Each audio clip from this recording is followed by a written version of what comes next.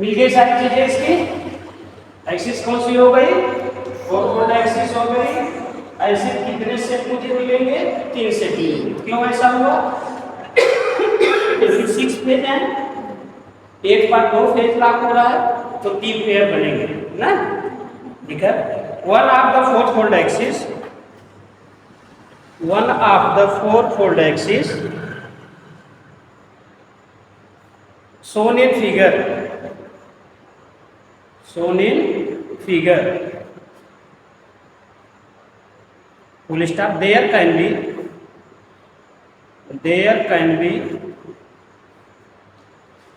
3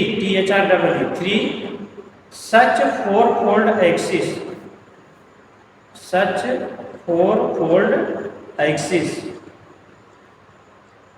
at right angle to each other, at right angle to each other. ठीक। अब last बचती है आपकी सेंटर ऑफ सिमेट्री। ठीक, सेंटर ऑफ सिमेट्री।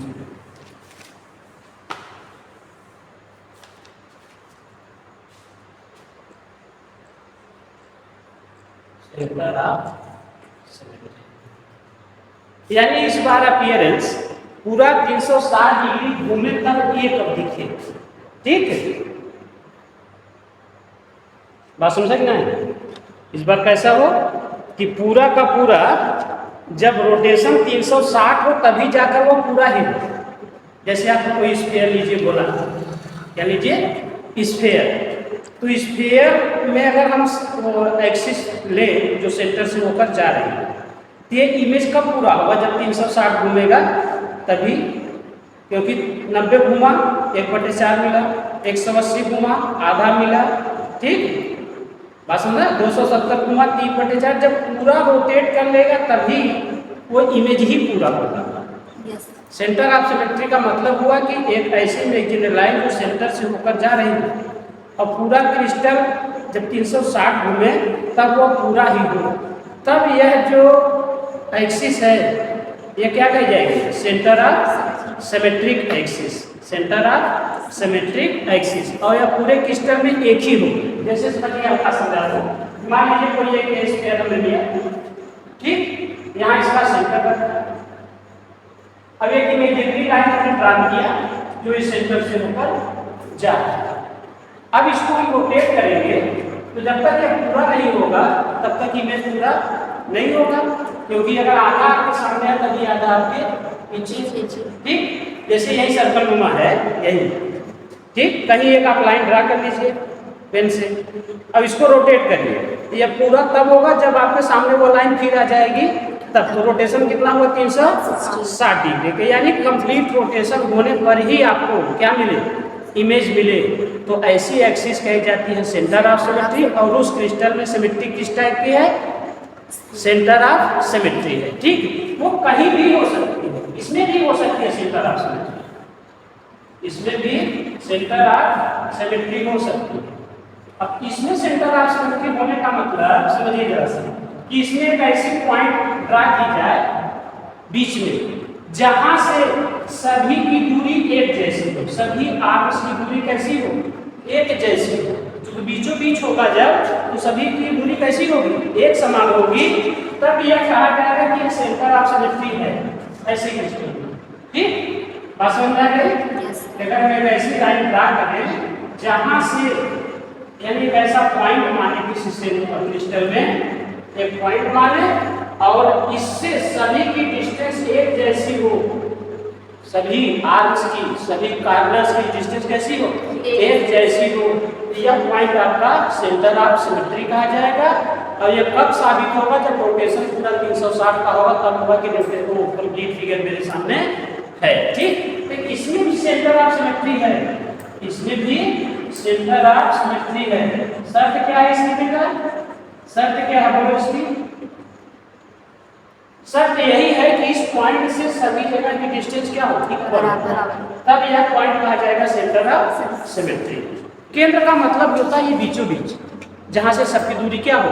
बराबर हो, तभी तो कहा जाता है सेंटर पर है। वही चीज़ हम कहते हैं ना भैया एकदम बीचों बीच है। इसका मतलब जैसे हमारे आपके बीच डिस्टेंस है, कोई चीज़ हमें रखनी है और उसको दोनों लोगों को क्या करना है, छीनना है, दोनों लोगों को छीनना है। जैसे मान लीजिए बीच में लड्डू रखनी है और खाने के लिए आप भी उतार रहे हैं, खाने के लिए हम भी उतार रहे हैं, तो भैया अगर तोहरे ज़्यादा रख दिया जाए तब तक अन्याय हो गया ना। तो फट से पाई जब कहाँ रखा जाए, एकदम सेंटर पर रखा जाए, जहाँ से हो कि आधे दूरी पर हम हैं, आधे दूरी पर आप हैं। तो यही वो सेंटर ऑफ सिमेट्री होगी, जहाँ से आप दोनों की, चारों की, चाहे जितने लोग खड़े हो सबकी दूरी क्या हो, इक्वल हो, तब वो कहा जाएगा कि वह पॉइंट सेंटर ऑफ सिमेट्री है। ठीक है, centre of symmetry of A crystal, figure दोनों लगे, centre of symmetry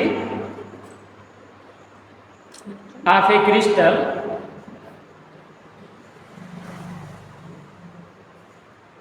is such a point that any line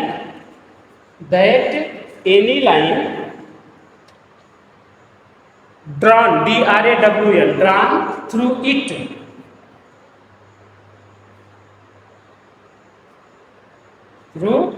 it comma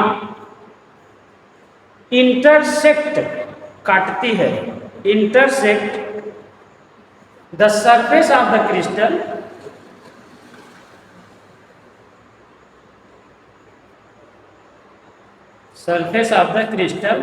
at equal distance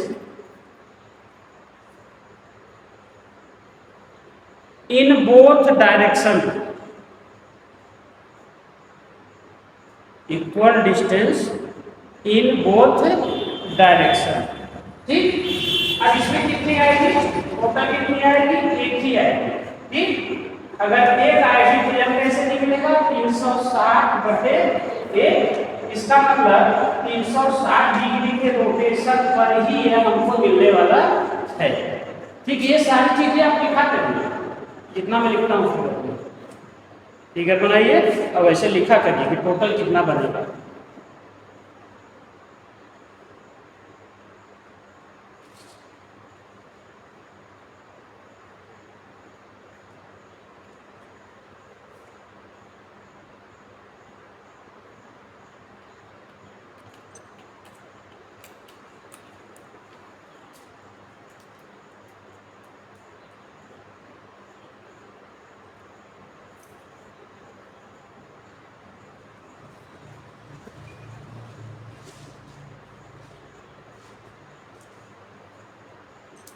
बन गया, चलिए बताइए।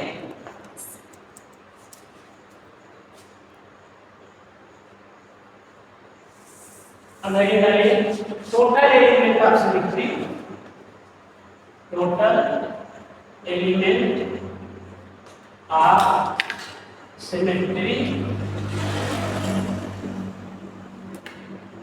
इन ए क्यूबिक क्रिस्टल,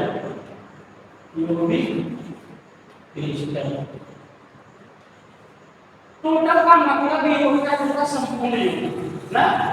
टोटल का मतलब क्या होता है, संपूर्ण, यानी कि हमें जितनी अभी तक सिमेट्री मिली है, ठीक, plane of symmetry, axis of symmetry, centre of symmetry, अगर सबको जोड़ दिया जाए तो यही योग कहा जाता है टोटल एलिमेंट ऑफ सिमेट्री। अब क्यूब के लिए हम निकाले हैं तो क्यूब कहा जाएगा, जिस भी तरह की संरचना के लिए निकाला जाएगा वहां नाम बदल जाएगा। ठीक, हम क्यूबिक का निकालते आ रहे हैं तो हम कहेंगे कि किसी भी क्यूब में उपस्थित plane of symmetry, axis of symmetry और सेंटर ऑफ सिमेट्री का योग कहा जाएगा total element of symmetry of the cubic crystal. यानी अब सबको जोड़ना पड़ेगा। देखिए, the total number of planes, the total number of planes comma axis and center of symmetry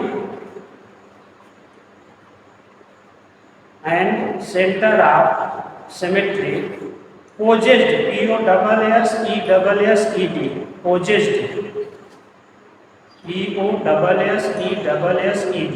possessed by a crystal by a crystal is called element of symmetry,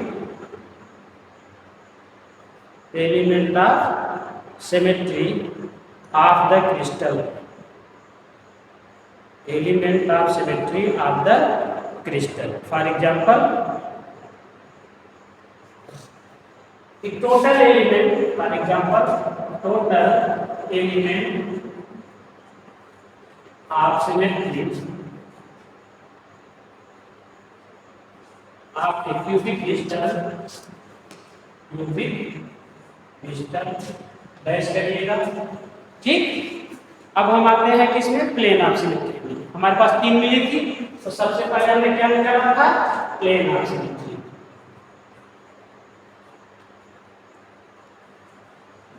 plane of symmetry में हमें rectangular मिला था और diagonal मिला था ना। पहले हमने निकाला था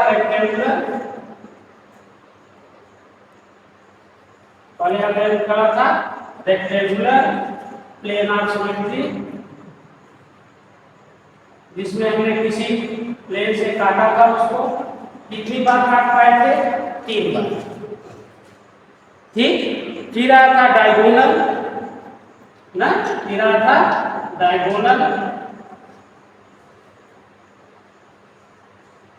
इसको हम 6 तरह से काट पाए थे डायगोनल में।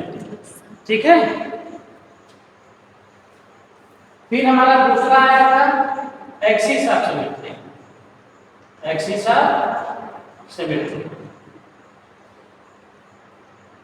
ऑफ सिमेट्री में पहला 4 फोल्ड, 3 फोल्ड, 2 फोल्ड, यही पाए थे ना। तो अभी 4 फोल्ड हमने पढ़ा है, तो 4 से शुरू करते हैं। 4 फोल्ड ऑफ सिमेट्री, 4 फोल्ड में 3 तरह से हम काट पाए थे, क्योंकि 3 फेस हम पकड़ पाए थे, 3 पेयर बना पाए थे। ठीक, और 3 में कितना था, 4 था। 3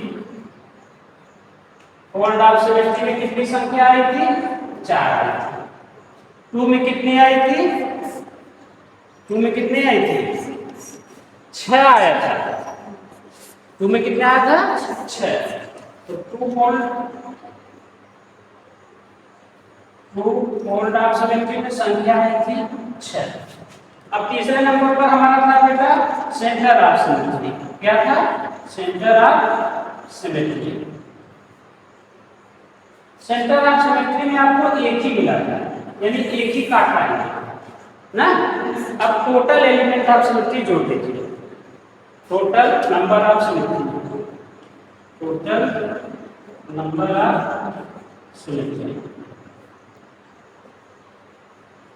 जोड़ लीजिए। 7 3 10 10 20 3 30, यानी कोई भी क्यूब होगा, चाहे वो किसी का बना हो, चाहे NaCl का हो, चाहे KCl का हो, अगर क्यूबिक संरचना है तो टोटल 23 एलिमेंट ऑफ सिमेट्री आएगी। अब यह सब पर लागू होगा, जिसकी संरचना कैसी हो, क्यूबिक हो, चाहे वो NaCl हो, KCl हो, चाहे जो भी हो, अगर उसकी संरचना वास्तव में क्यूबिक है तो टोटल एलिमेंट ऑफ सिमेट्री 23 ही आएगी। ठीक, लिखिए नीचे। Therefore A cubic crystal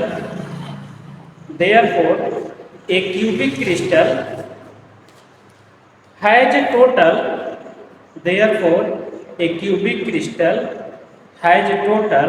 23 element of symmetry.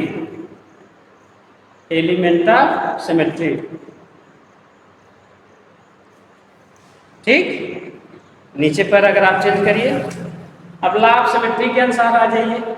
According to law of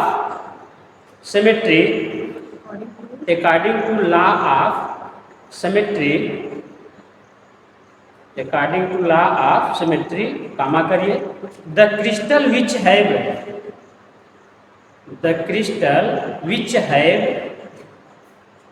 cubic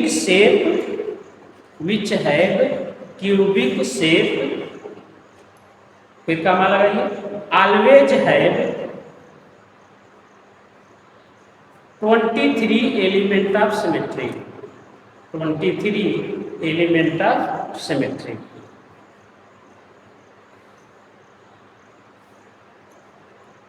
ठीक, अब एक सब कंप्लीट करा तो देखकर मैं कंप्लीट हो, लेकिन बात तो फिर आगे चलिए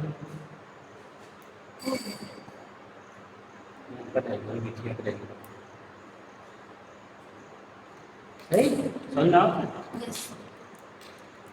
इसमें का ब्रैग इक्वेशन आपको हर हाल में आना चाहिए ना, क्योंकि ब्रैग इक्वेशन ही कई बार पूछा है और यही आखिरी भी होगा। एक्सरे डिफ्रैक्शन मेथड, फिर Laue's method, powder method, Bragg's law, 3 चीज बच रहा है। ठीक, चलिए चलें मिटाएं।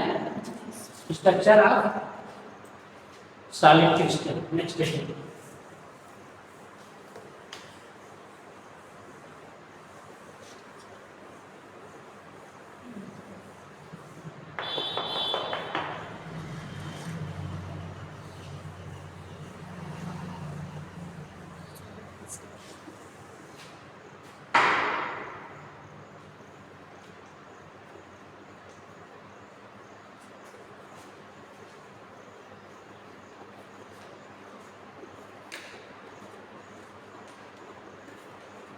किसी भी सॉलिड क्रिस्टल की संरचना को ज्ञात करने के लिए कुछ विधियां आपको दी गई हैं, उन्हीं के सहारे हम किसी भी सॉलिड क्रिस्टल का स्ट्रक्चर बता सकते हैं। एक लाइन लिख लें, the method which are used,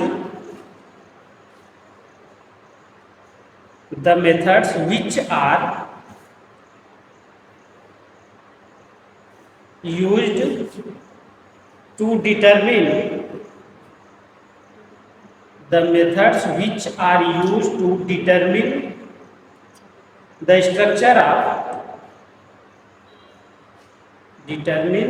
structure of solid crystal are given below.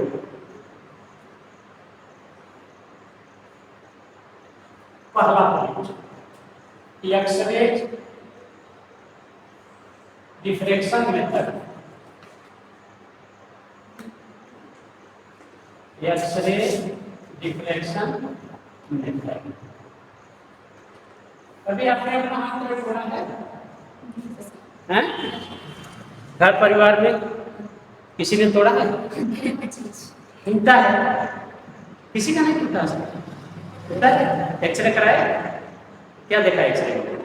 हड्डी दिखती है, वो ऐसे आर का हड्डी दिखती है, आर दिखती है, आर का जो हड्डी दिखती है, जैसे तुम्हारा हाथ ब्रेक है ना, जब एक्सरे कराने जाएंगे ना तो ऐसे दिखता है। मान लीजिए हाथ आपका क्रैक है, ठीक, जब एक्सरे कराएंगे तो ये क्रैक आपको दिखता है एक्सरे में, जहाँ से क्रैक होगा वो दिखेगा। ठीक, ऐसा क्यों होता है? क्योंकि ये जो सॉलिड बोन्स हैं, हड्डियां जो सॉलिड हैं, ठीक, इनसे एक्सरे क्रॉस करके नहीं जाता, और जहां क्रैक होता है वहां से एक्सरे क्रॉस करके चली जाती है। तो एक्सरे जब इस पर से नहीं जाती है तो इसकी छाया कहाँ आ जाती है? फोटोग्राफिक प्लेट पर शैडो आती है इसकी। जैसे आप कभी एक्सरे कराएंगे, हम तो कई बार कराए हैं आपको बोल के, तो जैसे एक्सरे करना है तो ऐसे हाथ को रखवा देगा, ऊपर से एक्सरे डालेगा और नीचे रहती है फोटोग्राफिक प्लेट। ठीक, क्या रहती है? Photographic plate. प्लेट ऐसी रखी जाएगी, ऊपर से रहेगा, हाथ रखिए, हाथ रख देंगे, ऊपर से एक्सरे वो डालेगा। तो बोन्स हमारी सॉलिड है, उससे एक्सरे क्रॉस नहीं कर पाती, तो उसकी छाया आ जाती है, और जहां क्रैक रहता है वहां से एक्सरे क्रॉस कर जाती है, उसकी छाया। तो ये तो छाया वाला पार्ट है, इसलिए हमें पता चलता है हड्डी किस रूप में कैसे क्रैक हुई है, टूटी हुई है। ठीक, यही है आपका एक्सरे डिफ्रैक्शन। क्या है? X ray diffraction. एक्सरे डालनी पड़ती है लेकिन सुटेबल वेवलेंथ की। हमको आपको हड्डियों का एक्सरे कराना होता है तो वेवलेंथ फिक्स करता है कि इतनी ही वेवलेंथ डालनी है जिससे वो हड्डियों को क्रॉस ना कर पाए। तो इसीलिए कहता है सुटेबल वेवलेंथ होनी चाहिए, क्योंकि हाई हो जाएगी तो हड्डियों को भी क्रॉस कर जाएगी, तो हड्डियां हमारी क्या हो जाएगी? डैमेज हो जाएगी। इसीलिए सुटेबल वेवलेंथ की आवश्यकता पड़ती है।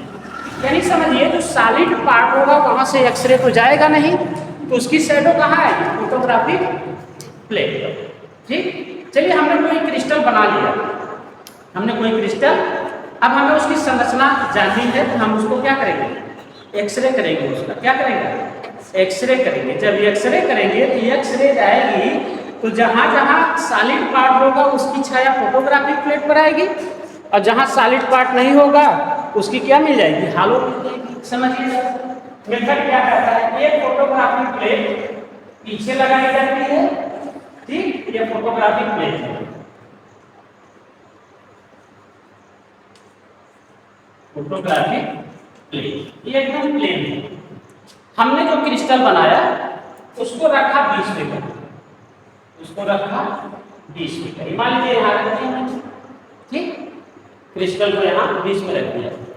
अब यहाँ से हम डाल रहे हैं एक्सरे, क्या डालते हैं, एक्सरे, एक इंस्ट्रूमेंट होगा एक्सरे का, ठीक, उसी एक्सरे के इंस्ट्रूमेंट से हम क्या डालते हैं बेटा, एक्सरे, ठीक,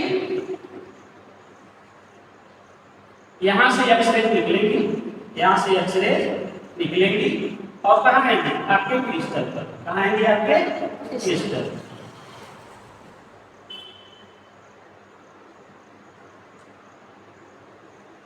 आ गए क्रिस्टल पर, क्रिस्टल पर जहां एटम्स या आयंस होंगे वो सॉलिड पार्ट होगा, क्या होगा बेटा, वो तो सॉलिड पार्ट होगा ना।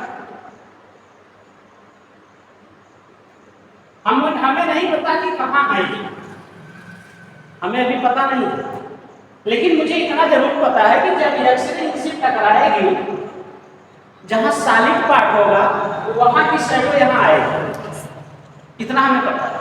ठीक, जैसे यही समझिए ये आपका क्रिस्टल है, ऐसा बन गया, मुझे नहीं पता कि इसमें यहाँ है, यहाँ है, यहाँ है, यहाँ, हमें नहीं पता। जब हम इधर से एक्सरे डालेंगे, सपोज दैट मान लीजिए एक यहाँ मिला है, तो एक्सरे टकराएगा इससे, आगे जा नहीं पाएगा, इसकी छाया कहाँ आएगी, फोटोग्राफिक प्लेट। यहाँ से टकराया, इसकी छाया कहाँ आएगी, फोटोग्राफिक प्लेट पर, यहाँ टकराया, ठीक, एक तरह से हमने कर लिया इसका। फिर अब इसको घुमा के करेंगे, फिर इसको घुमा के करेंगे, फिर इसको ऐसे करेंगे, चारों तरफ से इसका हम क्या कर लेंगे, एक्सरे, क्या कर लेंगे, एक्सरे। समझिए जरा सा कि इसमें से 4 ऐसे स्पॉट हमको मिलेंगे, ठीक, यहां से निकलेंगे, सब जगह जाएंगे, लेकिन ऐसे क्रॉस कर जाएंगे, जहां से एक्सरे नहीं होगा वहां की छाया आएगी, बाकी सब जगह से क्रॉस कर जाएंगे, ठीक। एक फोटोग्राफिक प्लेट पर ऐसा हमें मिला, फिर हमने क्या किया, क्रिस्टल को रोटेट कर दिया थोड़ा सा, बस समझिए इस तरह से हमने पहले एक्सरे डाला, एक फोटोग्राफिक प्लेट मिल गई, इस प्लेट को हटा लिया, दूसरी प्लेट लगाया, फिर क्रिस्टल को ऐसा बना दिया, इधर से एक्सरे डाला, फिर एक मिलेगा, फिर उस फोटोग्राफिक प्लेट को हटा दिया, फिर दूसरी फोटोग्राफी लगाया, फिर इधर से किया, और फिर इधर से किया। 4 हम फोटोग्राफिक प्लेट पर एक्सरे कर लेंगे और चारों को कंपेयर करेंगे, क्या करेंगे, कंपेयर करेंगे। सपोज दैट कि पहले वाले पर ऐसा मिला, 4 स्पॉट मिला, ठीक, फिर इसका जस्ट अपोजिट जो होगा, इसका जस्ट अपोजिट एकदम सेम इमेज आएगी, ध्यान दीजिएगा, एकदम सेम इमेज, इसकी डिफर होगी और इसकी इसके बराबर होगी, ऐसा हो सकता है। मैं ऐसा पहले परिकल्पना कर रहा हूँ, और जब एक्सरे देखा तो सेम ऐसा ही रहा, क्यूबिक क्रिस्टल हमने लिया था और दो का पेयर एक जैसा मिला, ठीक। दूसरे वाले में जो स्पॉट मिला था वो ऐसे मिला, ठीक, यानी इससे नीचे और इसके बगल में, इसके बगल में ऐसे स्पॉट हमको मिले। अब इन स्पॉटों को हम मिलाते हैं, ठीक, क्योंकि ये पहला सेट था, इसको दूसरे में मिलाएंगे, या दूसरा सेट है दूसरे में मिला दिया, और फिर इनको कनेक्ट किया क्योंकि एक दूसरे से, तब हमें क्या मालूम हो जाता है, structure of the solid crystal. समझ में? तो एक्सरे डिफ्रेक्शन यही बताता है कि कहाँ कहाँ एटम उपस्थित है। जब हम एक्सरे करते हैं तो उनकी अलग अलग फोटोग्राफिक प्लेट पर डिफरेंट स्पॉट प्राप्त होते हैं। सभी फोटोग्राफिक प्लेट को स्टडी करके हम स्ट्रक्चर बना सकते हाँ, यही है फोटोग्राफिक एक्सरे डिफ्रेक्शन मेथड। ये क्या है? X-ray source, X-ray source. ये क्या है आपका? क्रिस्टल है। अब वो फोटोग्राफिक प्लेट फिगर बनाइए तब लिखिए, ठीक। अब ये जो आ रहा है स्पार्क, ये क्या है? X-ray diffraction pattern, X-ray diffraction pattern.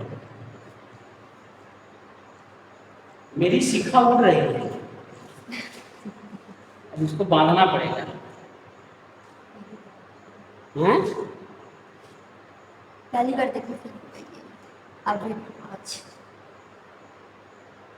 ये अब तक बार बार खेलते मेरा बाल छोटा पड़ा। ये इतना आता, नीचे वाला कंधे यहाँ तक आता।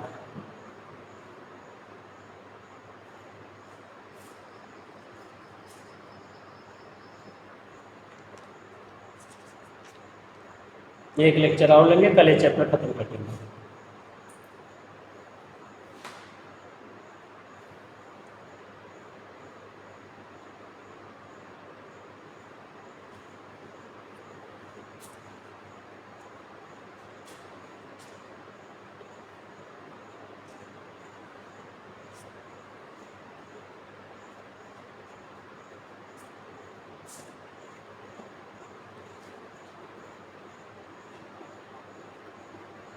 एक क्रॉस करके आगे निकाल दीजिए, फोटोग्राफी से आगे निकाल दीजिए।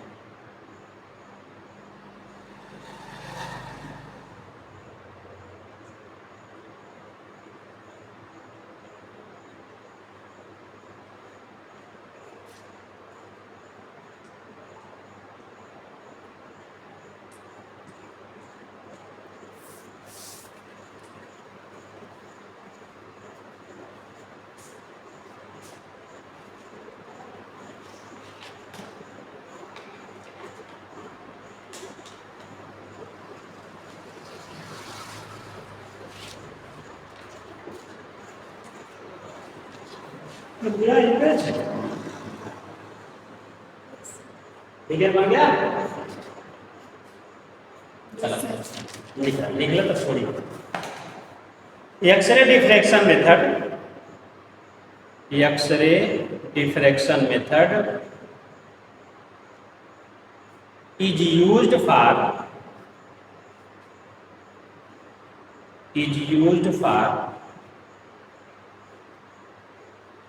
the determination of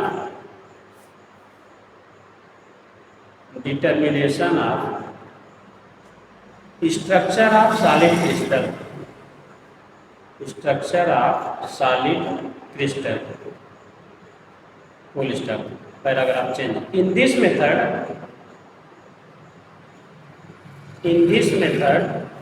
a beam of X-ray, BEAM, a beam of X-ray is allowed, ALLOWED, allowed to pass through a thin thin film of solid crystal, FILM, film of solid crystal, full stop. After that it fall on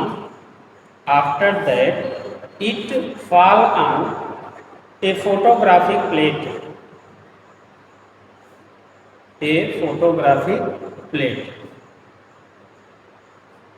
full stop. The X-ray diffraction pattern,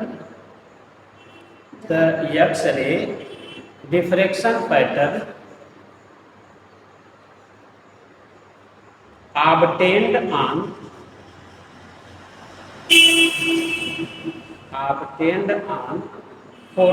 photographic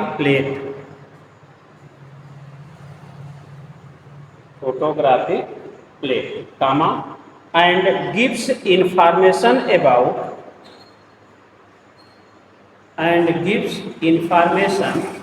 about the structure of solid crystal.